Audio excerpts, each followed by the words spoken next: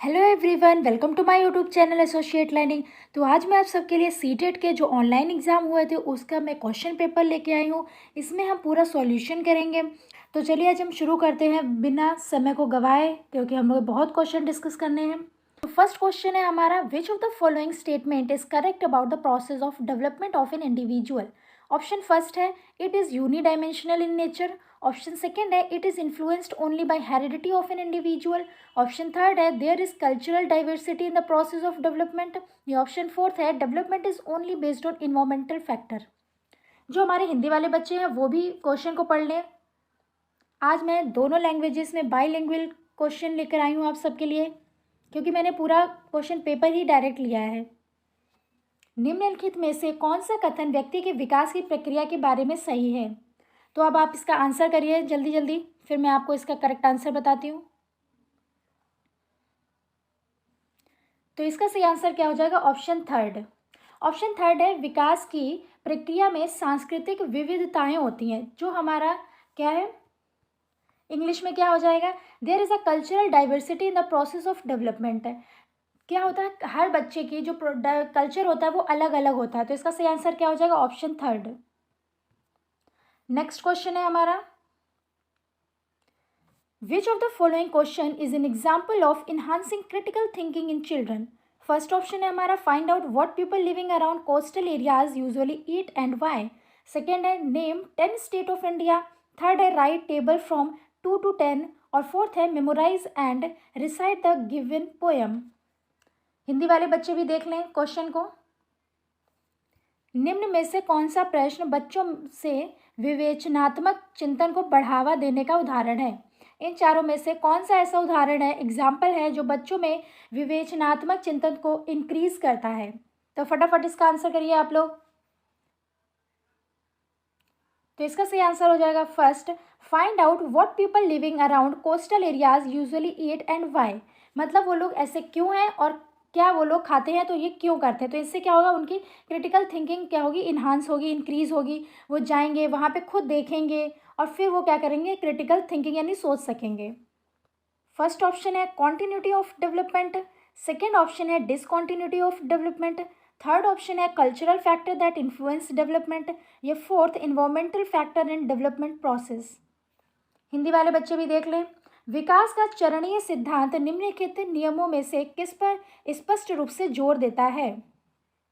विकास की निरंतरता पर, विकास की अनिरंतरता पर, विकास को प्रभावित करने वाले सांस्कृतिक कारक, या विकास प्रक्रिया संबंधित वातावरणीय कारक। फटाफट आंसर करिए आप लोग। तो इसका आंसर क्या हो जाएगा? Option second. ऑप्शन सेकेंड इसका राइट आंसर है, डिसकॉन्टिन्यूटी ऑफ डेवलपमेंट। क्वेश्चन है हमारा fourth question, children engagement with learning in schools in influenced by which of the following factors. Option first है socialisation by the family. Option second peer relations. Option third है cultural values. या option fourth self esteem of the children. तो इसमें आपको क्या करना है, option जो है उनको करना है, फर्स्ट है फोर्थ, सेकेंड है सेकेंड और फोर्थ, थर्ड है सारे ऑप्शन से हमारे, और फोर्थ क्या है, फर्स्ट और थर्ड। तो बताइए इसका सही आंसर क्या होगा। हिंदी वाले बच्चे भी देख लें, एक बार क्वेश्चन पढ़ लें। निम्न में से कौन से कारकों द्वारा विद्यालयों में बच्चों का अधिगम से जुड़ाव प्रभावित होता है। फटाफट आंसर करिए। तो इसका सही आंसर हो जाएगा ऑप्शन थर्ड, यानी हमारे जो चारों ऑप्शन है वो चारों ही क्या है, राइट हैं। चार ऑप्शन हमारे कौन कौन से हैं, socialisation by the family, Pir relations, Pir relation का मतलब होता है जो बच्चे हैं वो अपने सहपाठियों के साथ अच्छे रिलेशन बना सके, कल्चरल वैल्यूज़ को समझें, सेल्फ एस्टीम यानी कि अपने अंदर जो भी उनके सेल्फ एस्टीम है उसको बाहर निकालें, क्रिटिकल थिंकिंग करें। तो ये सब क्या होता है, ये सारे हमारे क्या आते हैं, children engagement with learning in schools. इनसे बच्चे क्या होते हैं, इन्फ्लुएंस होते हैं। इन्फ्लुएंस का मतलब प्रभावित होते हैं। नेक्स्ट क्वेश्चन की तरफ चलते हैं, हिंदी वाले बच्चे भी आंसर करते रहे। नेक्स्ट क्वेश्चन है हमारा, अकॉर्डिंग टू जीन पियाजे children in pre operational stage of development are able to do. Option first है रिवर्सिबल थिंकिंग। ऑप्शन सेकेंड है make believe play. Option third है हायरार्किकल क्लासिफिकेशन। या ऑप्शन फोर्थ कंजर्वेशन। इंग्लिश वाले बच्चे फटाफट पढ़िए question को। अब हिंदी वाले बच्चे भी इसको पढ़ लें। जीन पियाजे के अनुसार पूर्व संक्रियात्मक चरण में बच्चे निम्न में से क्या कर पाते हैं? फटाफट आंसर करें। प्री ऑपरेशनल स्टेज में जो बच्चे होते हैं वो क्या कर सकते हैं, ये पूछा गया है। जो जीन पियाजे की थ्योरी है, तो इसका सही आंसर क्या हो जाएगा? Make believe play. सेकेंड हमारा राइट आंसर हो जाएगा प्रतीकात्मक खेल। नेक्स्ट क्वेश्चन है question number 6। A young children can engage in symbolic play but can not as yet take perspective of another person and become easily upset by event he and she cannot control. Which of the following stage given by Jean Piaget applies to this child level of development? Option first है sensory motor, option second है pre operational, option third है concrete operational, या option four है formal operational. English वाले बच्चे फटाफट question को पढ़ें पहले।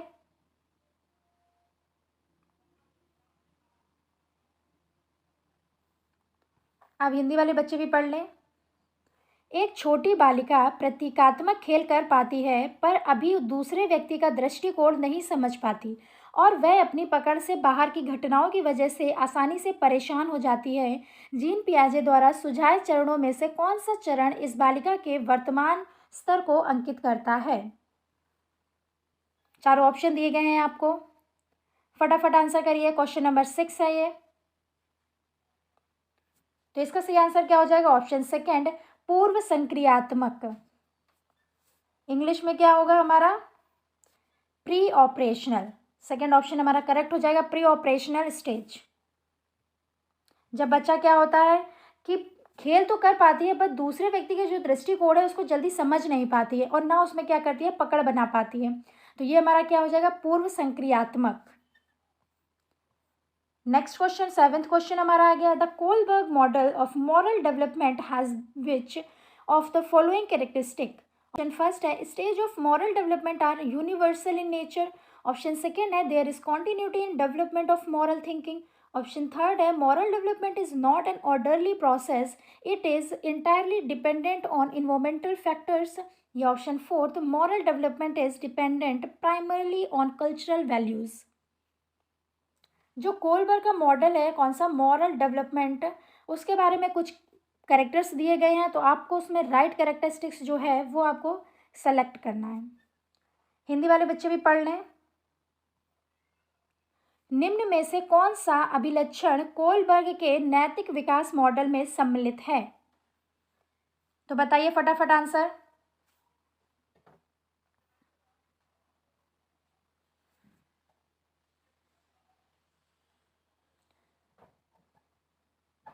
तो इसका सही आंसर क्या हो जाएगा? Option first stage of moral development are universal in nature. जो स्टेज है मॉरल डेवलपमेंट का वो कैसा है? यूनिवर्सल है, हर जगह क्या है, हर जगह अप्लाई होता है। हिंदी में क्या हो जाएगा? नैतिक विकास के चरणों का स्वरूप सार्वभौमिक होता है। ऑप्शन फर्स्ट हमारा सही हो जाएगा। तो हिंदी वाले बच्चे शिकायत कर रहे थे कि आप इंग्लिश में ही लाते हैं क्वेश्चंस, तो आज मैंने बाइलिंगुअल लाई हूँ, तो आई होप कि आपको प्रॉब्लम नहीं हो रही होगी। नेक्स्ट क्वेश्चन है according to Lev Vygotsky the zone of proximal development should be used for. First है टीचिंग एंड असेसमेंट, सेकेंड है टीचिंग ओनली, थर्ड है असेसमेंट ओनली, और फोर्थ है असरटेनिंग फ्लूइड इंटेलिजेंस। हिंदी वाले बच्चे भी पढ़ लें। लेव वाइगोस्की के अनुसार निम्न में से किसके लिए समीपस्थ विकास क्षेत्र का इस्तेमाल करना चाहिए? अध्यापन और मूल्यांकन, केवल अध्यापन, केवल मूल्यांकन, या प्रवाही बौद्धिकता की पहचान।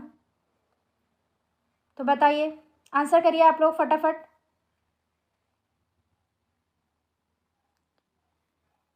तो इसका सही आंसर क्या हो जाएगा? Option first teaching and assessment. हमें क्या करना है, हमें टीचिंग भी करनी है और हमें असेसमेंट भी करना है कि बच्चों ने कितना सीखा है, कितना उनको और अभी ज़रूरत है सीखने की, उनकी क्रिटिकल थिंकिंग अभी कितनी डेवलप हुई है। तो उससे क्या हो गया, जब असेसमेंट करते हैं तब हमें पता चलता है कि जो हमने टीचिंग करी थी वो राइट वे में जा रही है या नहीं जा रही है। तो इसका सही आंसर क्या हो जाएगा? Option first teaching and assessment. Hindi में क्या हो जाएगा? अध्यापन और मूल्यांकन। पहले हम अध्यापन करते हैं, फिर हम क्या करते हैं, मूल्यांकन करते हैं। नेक्स्ट क्वेश्चन है हमारा, a teacher gives a half done examples to child which teaching a particular concept according to Lev Vygotsky, which of the following strategies is the teacher using? First observational learning, second scaffolding, third conflict teaching या fourth conditioning? Lev Vygotsky के according आपको answer करना है। English वाले बच्चे फटाफट question को पढ़ें पहले।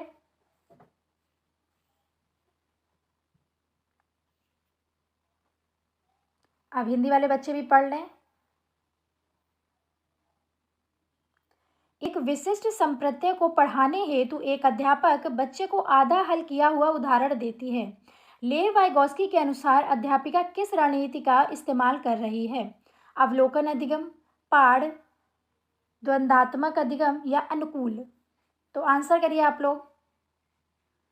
तो इसका सही आंसर क्या हो जाएगा? स्कैफोल्डिंग।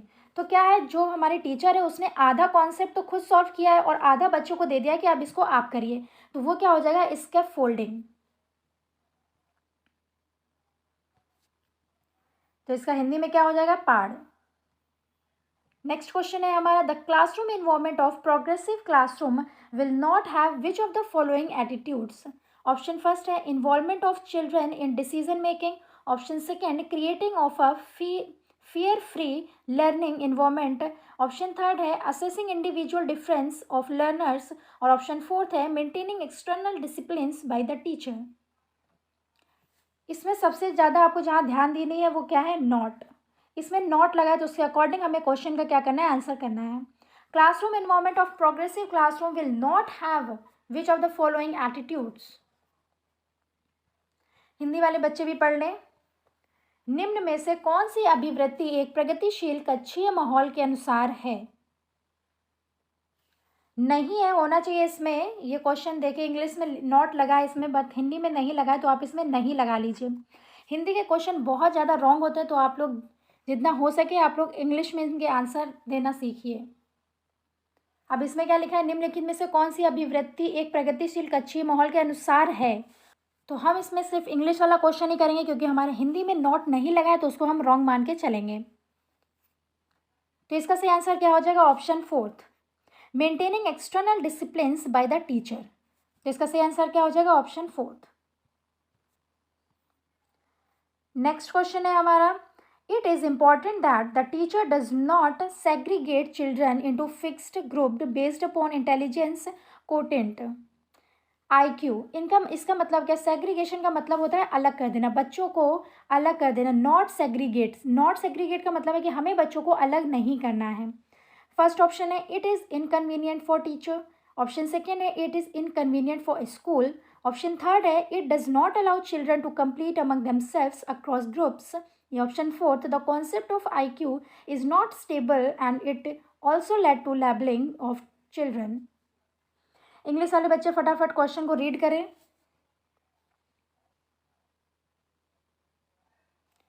हिंदी वाले बच्चे भी क्वेश्चन को पढ़ लें।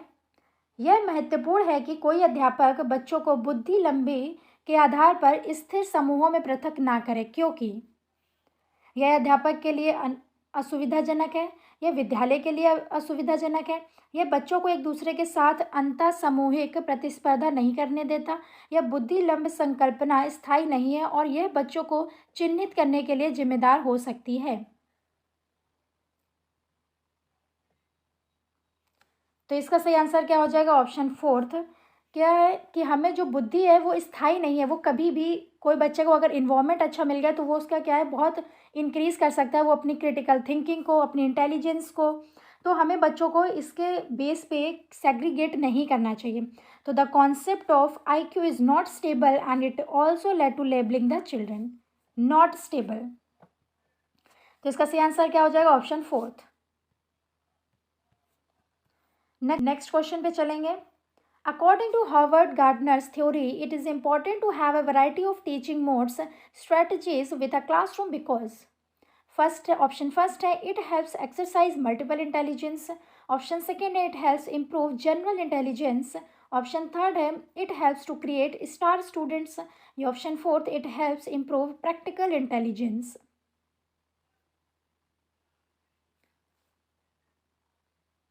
हिंदी वाले बच्चे भी पढ़ लें। हॉवर्ड गार्डनर के सिद्धांत के अनुसार एक कक्षा में तरह तरह की अध्यापन रणनीतियों का इस्तेमाल होना जरूरी है, क्योंकि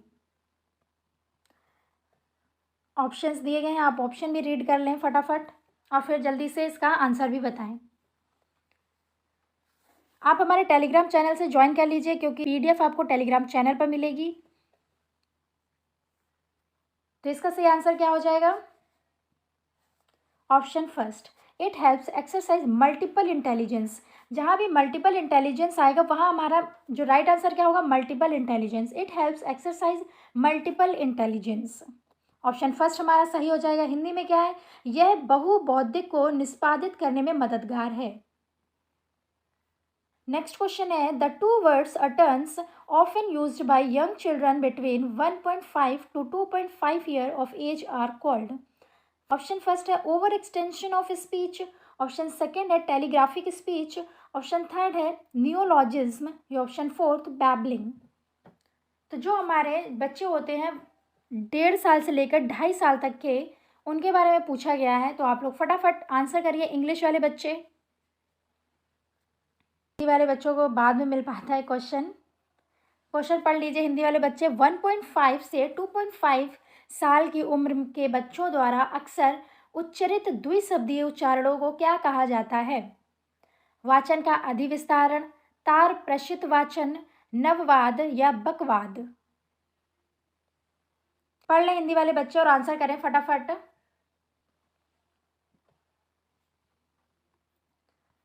तो इसका सही आंसर क्या हो जाएगा?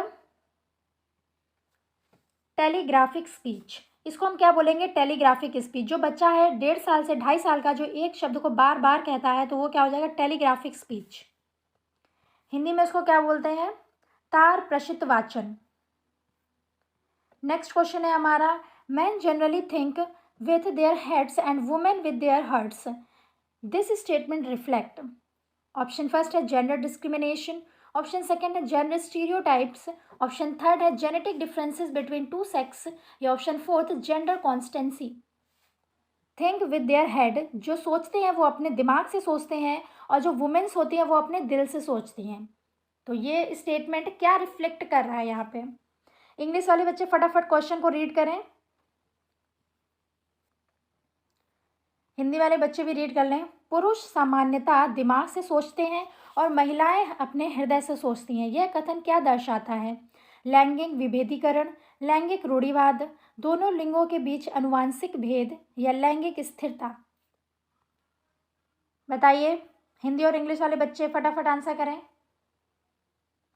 तो ये क्या हो जाएगा? लैंगिक रूढ़िवाद, यानी कि जेंडर स्टीरियोटाइप। हम लोग ऐसा सोच लिए, हम लोग ने ऐसा थिंक बना लिया है कि जो आदमी है वो दिमाग से सोचते हैं और जो महिलाएं हैं वो अपने हृदय से सोचती है। ये हमने अपने अंदर स्टीरियोटाइप बना लिया है। तो इसका इंग्लिश में आंसर हो जाएगा जेंडर स्टीरियोटाइप, और हिंदी में लैंगिक रूढ़िवाद। नेक्स्ट क्वेश्चन हो जाएगा हमारा 15 question, which of the following assessment strategies would you not use in progressive classroom? कौन सी ऐसी असेसमेंट की स्ट्रेटजी है जो हम प्रोग्रेसिव क्लासरूम में यूज़ नहीं करते हैं? ऑप्शन फर्स्ट है use of reflective journals bye teachers, option second है self assessment and Pir assessment, option third है reliance on norm referenced assessment only, और ऑप्शन फोर्थ है क्रिएशन ऑफ स्टूडेंट्स पोर्टफोलियो। हमारे चैनल पर बहुत सारी आपको सीटेट से रिलेटेड वीडियोस मिल जाएंगे, तो आप लोग चाहें तो हमारे चैनल को सब्सक्राइब भी कर सकते हैं। हिंदी वाले बच्चे भी रीड कर ले क्वेश्चन को। एक प्रगतिशील कक्षा में निम्न में से कौन सी मूल्यांकन विधि का इस्तेमाल नहीं होता है? तो इसका सही आंसर हो जाएगा option third, reliance on norm referenced assessment only.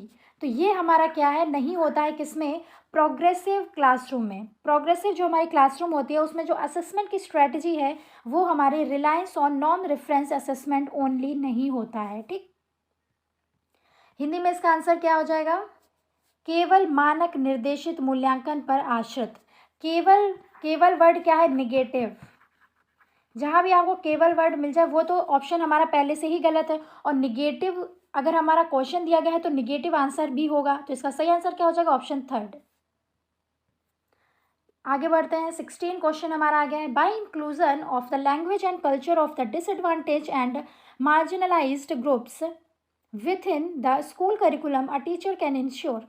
Option first है equality in education, option second है equity in education, option third है सिंपथी फॉर अनप्रिविलेज्ड ग्रुप्स, या ऑप्शन फोर्थ है vocational education specially for under privileged groups. फटाफट read करिए English वाले बच्चे, क्योंकि हिंदी वाले बच्चों को भी रीड करना है। अगर आपको वीडियो पसंद आए तो लाइक ज़रूर करें, कमेंट भी करें, कमेंट में आप ज़रूर बताएं कि आपको वीडियो कैसी लगी। हिंदी वाले बच्चे भी अपना क्वेश्चन पढ़ लें। वंचित और हाशिए पर स्थित समूहों की भाषा और संस्कृति को स्कूली पाठ्यक्रम में समावेशित करने से एक अध्यापक क्या सुनिश्चित कर सकता है? इसका ये जो ऑप्शन फोर्थ है ये नीचे लिखा हुआ है,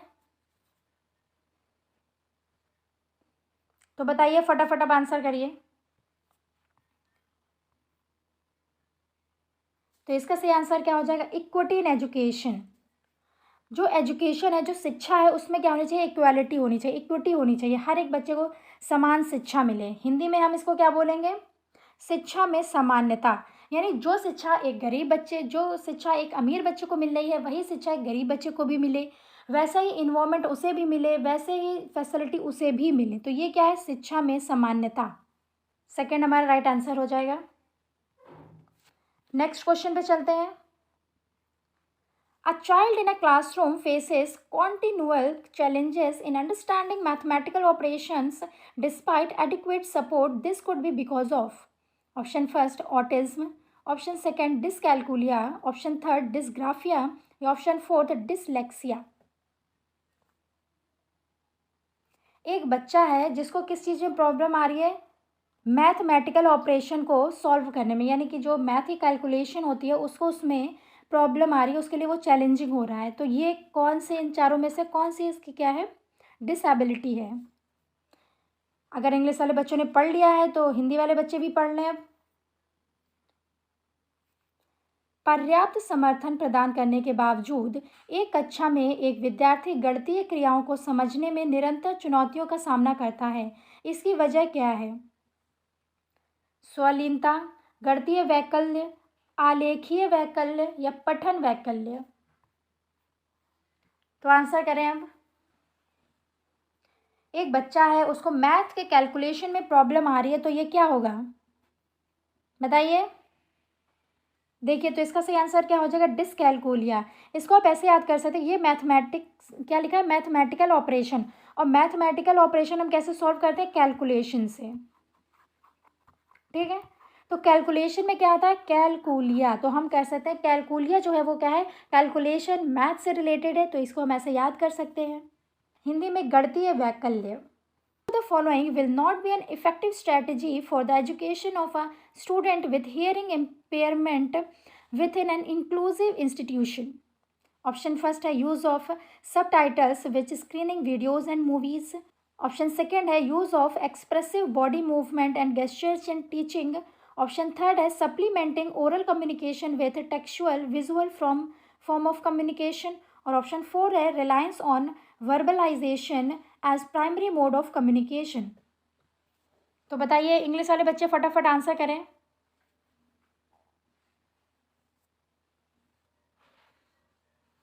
अब हिंदी वाले बच्चे भी देख ले। एक समावेशी संस्था में एक श्रव्य बाधित विद्यार्थी की शिक्षा हेतु निम्न में से कौन सी रणनीति प्रभावी नहीं होगी? तो इसका सही आंसर क्या हो जाएगा? ऑप्शन फोर्थ, संप्रेषण हेतु मुख्यतः मौखिक माध्यम पर ही आश्रित रहना। श्रव्य क्या मतलब क्या होता है? बताइए, श्रव्य का मतलब क्या है हिंदी में? श्रव्य का मतलब होता है सुनने से। तो इसका सही आंसर क्या हो जाएगा हमारा? फोर्थ, रिलायंस और verbalisation as primary mode of communication.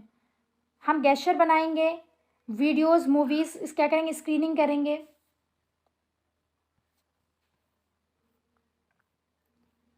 Next question है हमारा, deep seated teacher prejudice about disadvantaged groups can often be revealed through an analysis of which of the following classroom process? Option first है sitting arrangement done on the basis of gender, caste and class.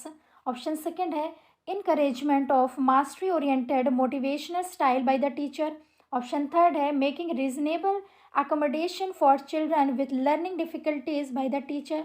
और option fourth है encouraging children to examine, resist and challenging the mechanical aspect of the education system. तो बताइए इसका answer. English वाले बच्चे फटाफट answer करें, हिंदी वाले बच्चे भी पढ़ लें। निम्नलिखित में से किस कक्षाई प्रक्रिया का विश्लेषण किसी अध्यापक के वंचित समूहों के प्रति गणित गूढ़ पूर्वग्रहों को उजागर कर सकता है?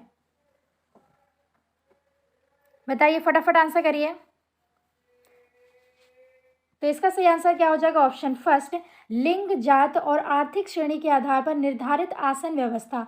जो सिटिंग अरेंजमेंट होता है वो हम कैसे कास्ट के बेसिस पे और उनके जेंडर के बेसिस पे क्या कर देते हैं? सेग्रीगेट का मतलब अलग कर देते हैं। तो ये हमें नहीं करना है, ये क्या है? डिसएडवांटेज है। तो इंग्लिश में इसका आंसर क्या हो जाएगा? Option first, sitting arrangement done on the basis of gender, caste and class. ऐसा हमें नहीं करना है। हमें किसी की कास्ट, किसी की क्लास और किसी का जेंडर देख करके उससे हमें शिक्षा नहीं देनी, क्योंकि हमें इक्विटी करना है। इक्विटी एजुकेशन में क्या होना चाहिए? इक्विटी होनी चाहिए, समानता होनी चाहिए। तो 19 क्वेश्चन हमारे कंप्लीट हो गए हैं। अब 20 क्वेश्चन क्या है? Creativity in a classroom can be encouraged by providing opportunities for students to. Option first है join special achievement sections. Option second है encouraging original discovery and thinking. Option third है developing good test taking skills. या option fourth learning convergent thinking.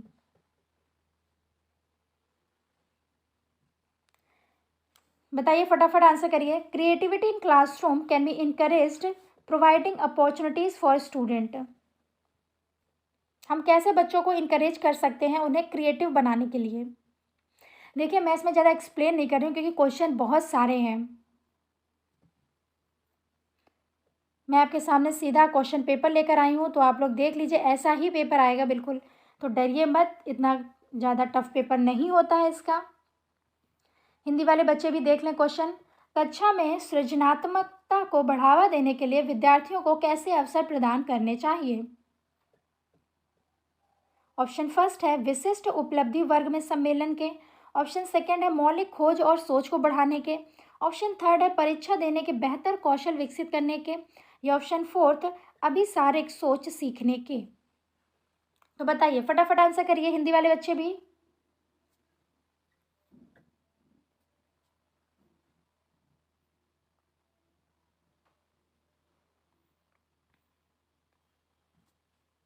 तो इसका सही answer क्या हो जाएगा? इनकरेजिंग ओरिजिनल डिस्कवरी और थिंकिंग। हमें बच्चों की थिंकिंग को बढ़ाना है, उनकी डिस्कवरी, खोज करें। वो खोज करेंगे बच्चे तो नई नई चीज़ें सीखेंगे। जितना हम उनको सिखाना चाहते हैं वो उससे वो ज़्यादा बेहतर सीखेंगे और अच्छा सीखेंगे और देख करके सीखेंगे, कर करके सीखेंगे। तो हमें उनको क्या करना है? इनकरेज करना है ओरिजिनल डिस्कवरी के लिए जो उनकी खुद की हो, और उनकी थिंकिंग के लिए कि वो उसके बारे में क्या सोचते हैं।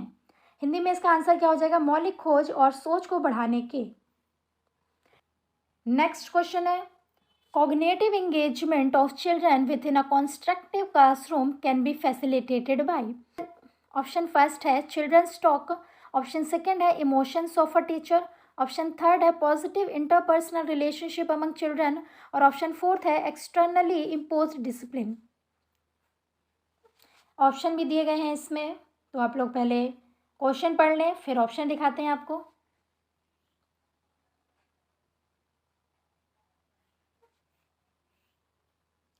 आई होप आपने क्वेश्चन रीड कर लिया होगा, तो अब आप ऑप्शन भी देख लें और हिंदी वाले बच्चे क्वेश्चन पढ़ लें। एक संरचनात्मक कक्षा में बच्चों की संज्ञानात्मक सहभागिता को किस प्रकार सुसाधित किया जा सकता है? बच्चों के वार्तालाप द्वारा, अध्यापक के संवेगों द्वारा, बच्चों के सकारात्मक परस्पर संबंधों द्वारा, या बाह्य रूप से अधिरोपित अनुशासन द्वारा। तो बताइए, हिंदी वाले बच्चों को क्लियर दिख रहा है पूरी स्लाइड? अगर आपको ये सेशन पसंद आ रहा हो तो कमेंट में ज़रूर बताएं, तो मैं ऐसे और भी क्वेश्चन पेपर जो हमारे ऑनलाइन हुए थे वो भी मैं आपके साथ शेयर कर सकती हूँ। तो अब इसका आंसर देखते हैं क्या होगा। इसका आंसर हो जाएगा ऑप्शन थर्ड।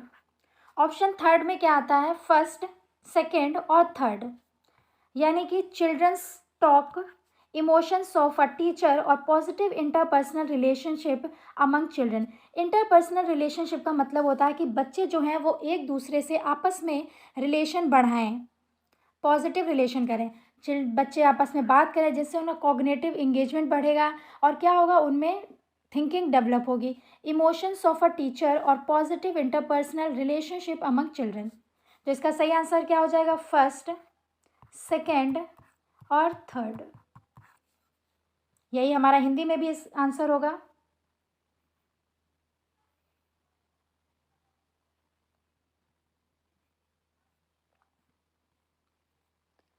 नेक्स्ट क्वेश्चन है हमारा, the failure of children is often the failure of school. अगर एक बच्चा फेल होता है तो माना जाता है कि स्कूल फेल हुआ है। Which of the following support this statement. Option first है, school exist so that they can appropriately discriminate among students ability. Option second है, children fail because school do not take into consideration different pace of learning of students. Option third है, children fail because they do not comply with students school requirements. और option fourth है, children fail because of the lack of ability and less IQ। देखिए, बच्चों को हमें क्या करना है, बच्चों को हमें सेंटर में रखना है। बच्चा जो करेगा वो सही है, आपको बच्चे को सिखाना है। वो कैसे सीखता है वो आपको देखना है। तो बच्चे का इसमें बोला गया lack of ability less IQ, ये हमारा ऑप्शन बिल्कुल गलत है। तो मैंने आपकी एक कठिनाई दूर कर दी है, एक ऑप्शन को एलिमिनेट कर दिया है। तो अब फटाफट आप इसका आंसर बताइए। आप लोग पूरा क्वेश्चन पढ़ लीजिए इंग्लिश वाले बच्चे। अब हिंदी वाले बच्चे भी अपना क्वेश्चन पढ़ लें। बच्चों की असफलता अक्सर विद्यालय की असफलता होती है। निम्न में से कौन सा कथन इस वाक्य का समर्थन करता है, बताइए आंसर। क्लियर दिख रहा है आपको? तो इसका सही आंसर क्या हो जाएगा, ऑप्शन सेकेंड। बच्चे इसलिए असफल होते हैं क्योंकि विद्यालय बच्चों के सीखने की विविध गतियों का संज्ञान नहीं करते। इंग्लिश में देखते हैं हम, childrens fail because school do not take into consideration different pace of students, pace of learning of students. तो इसका सही आंसर क्या हो जाएगा, ऑप्शन सेकेंड। नेक्स्ट क्वेश्चन है हमारा 23 question. To be relevant and meaningful a concept need to be. Option first है, taught using a proper definition. Option second है, linked with the social context of the child life. Option third है, reproduce correctly from the textbook in the child notebook. Option four, memorised well so that a student can take part in competition. बताइए इसका answer. English वाले बच्चे पहले पढ़ लें फटाफट question, Hindi वाले बच्चे भी अब पढ़ लें। किसी संप्रत्य के प्रासंगिक और अर्थपूर्ण होने के लिए क्या आवश्यक है। ऑप्शन फर्स्ट है, उपयुक्त परिभाषा द्वारा पढ़ाया जाना। ऑप्शन सेकेंड, बच्चे के जीवन संबंधित सामाजिक परिप्रेक्ष्य से जोड़कर पढ़ाना। ऑप्शन थर्ड है, पाठ्य पुस्तक से बच्चों की कॉपी से ज्यों का त्यों लिखना। ऑप्शन फोर्थ है, अच्छे से रट लेना ताकि विद्यार्थी प्रतियोगिताओं में हिस्सा ले पाएं। देखिए इसका सही आंसर क्या होगा, पहले तो सेकंड, क्योंकि बच्चों को हमें क्या करना है, सोशल लाइफ से भी कनेक्ट करना है। अगर हम उनको सोशल लाइफ से कनेक्ट करेंगे, जोड़ेंगे, तो वो जल्दी सीखेंगे। इसमें लिखा है पाठ्य पुस्तक से बच्चों को कॉपी से ज्यों का त्यों लिखना। अगर हम लिख रहे हैं तो बच्चों में थिंकिंग को तो डेवलप ही नहीं होगी, ये हमारा गलत। रटने को तो हमें बिल्कुल भी जोर देना ही नहीं है। मेमोराइजेशन क्या करना है, मेमोराइजेशन हमें करवानी नहीं है। उपयुक्त परिभाषा द्वारा पढ़ा जाना, परिभाषा द्वारा नहीं पढ़ाना है। तो इसका सही आंसर क्या हो जाएगा, ऑप्शन सेकेंड, बच्चे के जो जीवन संबंधित सामाजिक परिप्रेक्ष्य है उससे उसको जोड़ करके पढ़ाना। इंग्लिश में आंसर हो जाएगा, linked with the social context of the child life. Link करना बच्चे की सोशल कॉन्टेक्स्ट से उसकी लाइफ को। नेक्स्ट क्वेश्चन है, the fear of failure need to be discouraged in children within a classroom because. जो बच्चों के अंदर डर होता है कि वो फेल हो जाएंगे, वो डिस्करेज करना चाहिए in a children with a classroom because. वो हमें डिस्करेज करना चाहिए, क्यों। ऑप्शन फर्स्ट है, children fears can not be handled with a classroom by a teacher.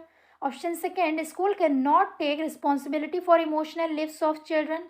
Option third, failure and errors are a natural part of children's learning. Option fourth, children who experience fear and development failure. फटाफट answer करिए। हिंदी वाले बच्चे भी पढ़ लें। एक कक्षा में बच्चों के असफलता के भय को दूर करना क्यों जरूरी है? एक कक्षा में अध्यापक बच्चों को भय को संभाल नहीं सकता। विद्यालय बच्चों के भावात्मक जीवन की जिम्मेदारी नहीं ले सकता।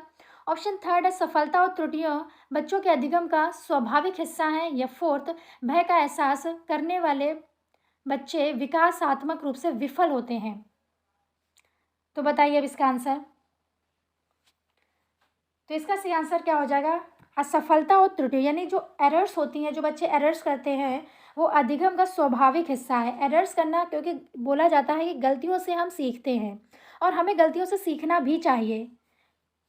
तो इसका सही आंसर क्या हो जाएगा? ऑप्शन थर्ड, असफलता और त्रुटियां बच्चे के अधिगम का स्वाभाविक हिस्सा है। अधिगम का मतलब learning. Failure and errors are a natural part of children's learning. जो फेलियर, असफलता और एरर्स जो है वो बच्चे के नेचुरल पार्ट है।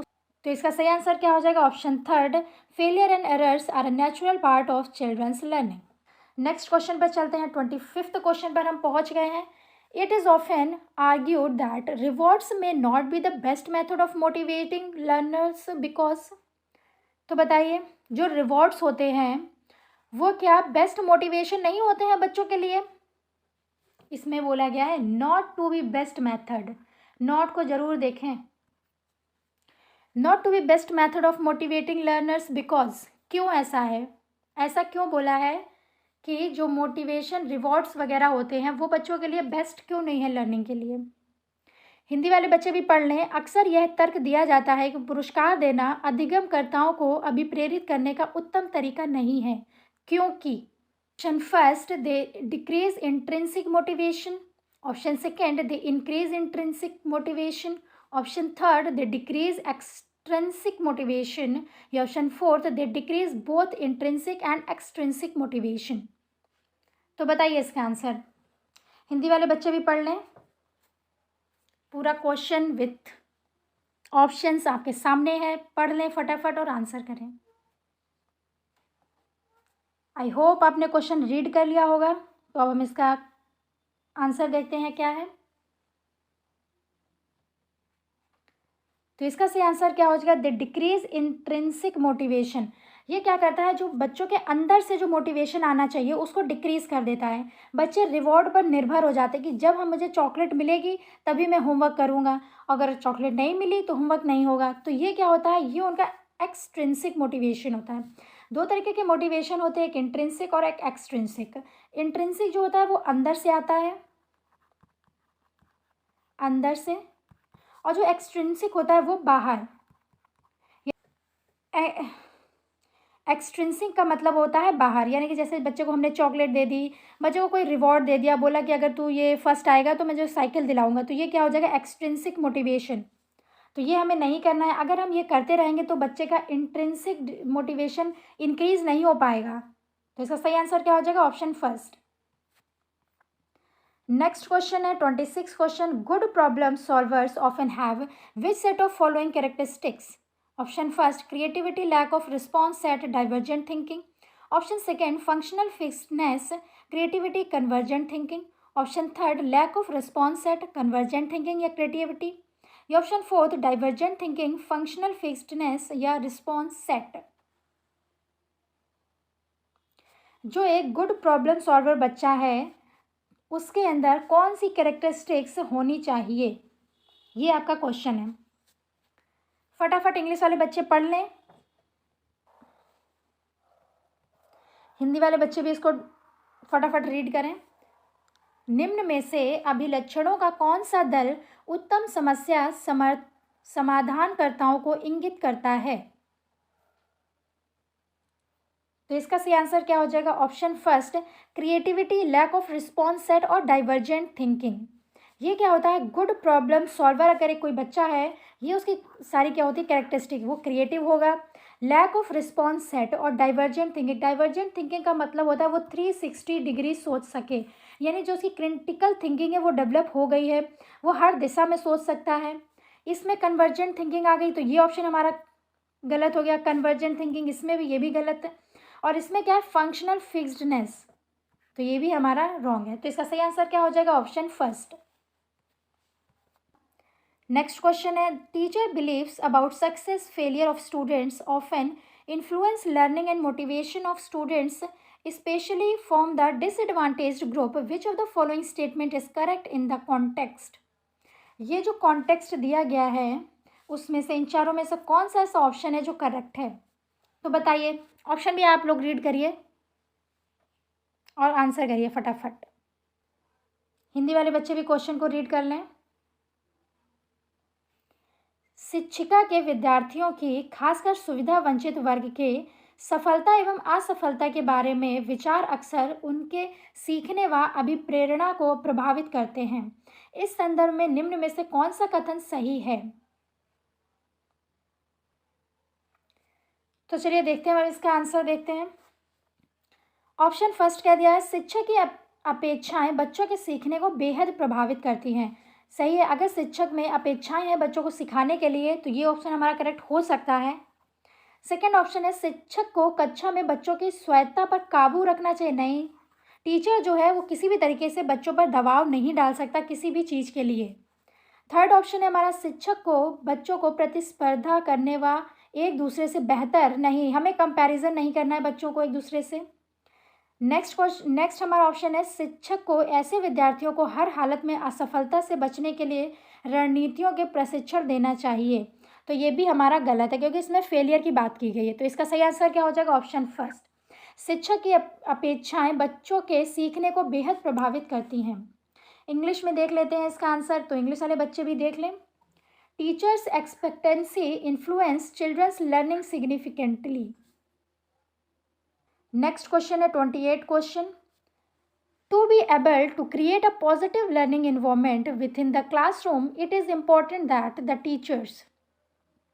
ऑप्शन फर्स्ट है, follow the fix timetable well. Option second है, are able to discipline children using award and punishment. Option third है, are able to include children's emotions within learning process. और option fourth है, are able to discriminate between the abilities of children and make grouping accordingly. तो English वाले बच्चे फटाफट answer करें, हिंदी वाले बच्चे भी देख लें। शिक्षिका कक्षा में सकारात्मक रूप से सीखने का वातावरण किस प्रकार सुनिश्चित कर सकती है, तो बताइए इसका आंसर।